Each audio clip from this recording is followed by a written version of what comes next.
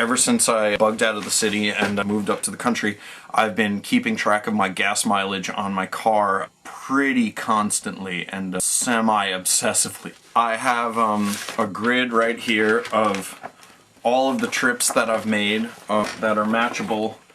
As you can see, you have your departure and arrivals. It's kind of like a train schedule there. See, you got those over the top there, and then all the way down, and then they correspond to page numbers, which are in these log books that I keep.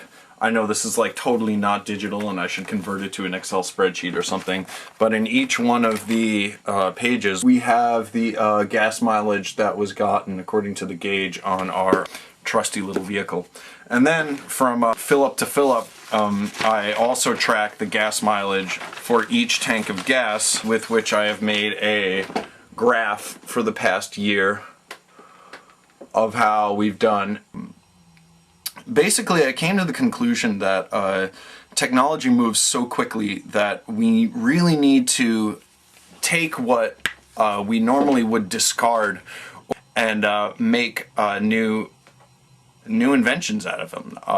The landfills of today are going to be the gold mines of tomorrow. So I try to apply that ethos to everything that I make. The Tapescape robot is part of it. The little tape loop synthesizer that you saw is part of it. And I think that a lot of other people are doing the same type of thing, except people aren't really recognizing it as a movement. So another thing that I've made are these goggles, where I basically took old cell phones.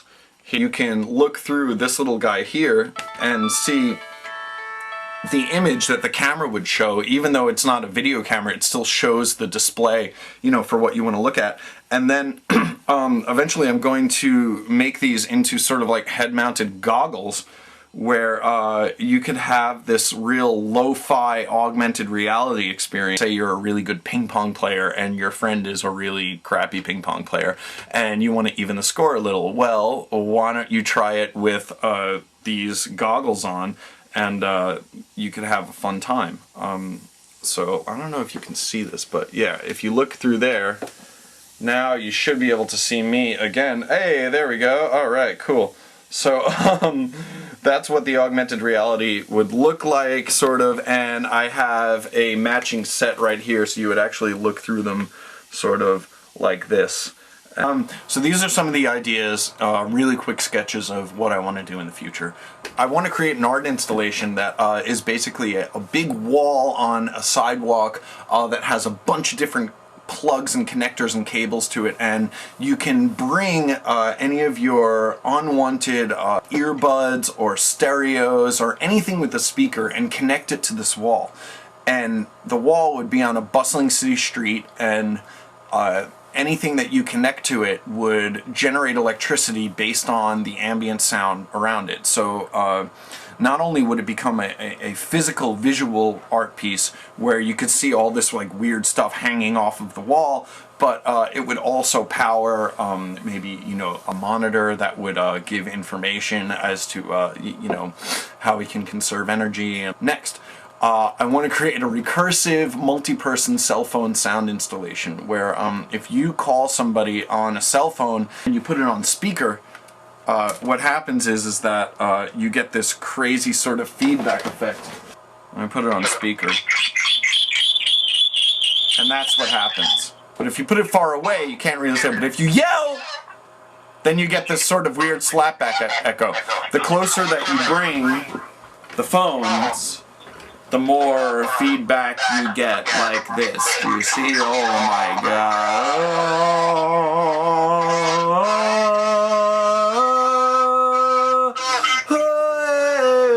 Now imagine doing that with like 20 cell phones or 50 cell phones.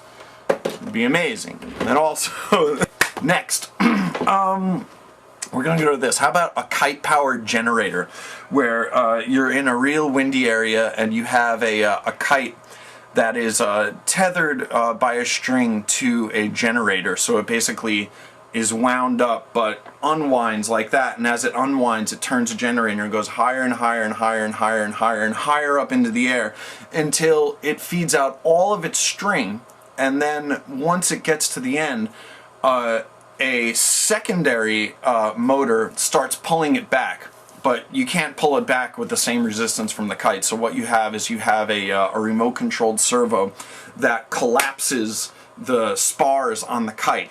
It gets wound in really quickly, and it's basically falling, so it does it really quickly, and then the servo goes again and it opens up again and then it continues to go back on its trajectory up into the sky, creating more energy. Once you have this set up, I mean, you could have a bunch of them set up and they just basically going up and up and up and up and up and then down and down and down and down and create electricity with that, and it would be super cheap to do. This is a kite. It's made out of cloth. It's easy, you know. Okay, next idea. An eco health club. You have a health club where all the machines are hooked up to a giant generator, and the generators power all of the energy needs of the health club. Whenever you use a machine, you have a little card that you put into the machine, and then it records how many calories you burned, and also records how much electricity you created. And depending on how much exercise that you've done, you get a discount on your monthly membership fee, because you ended up saving the health club money by creating energy for them, which is better for the planet. Awesome. Okay, I feel like I've talked enough. If you have any questions for me, you know, definitely give me a holla. I hope that you have time to write an awesome letter of recommendation for me. If you have any questions, let me know, and thank you very much. Bye-bye!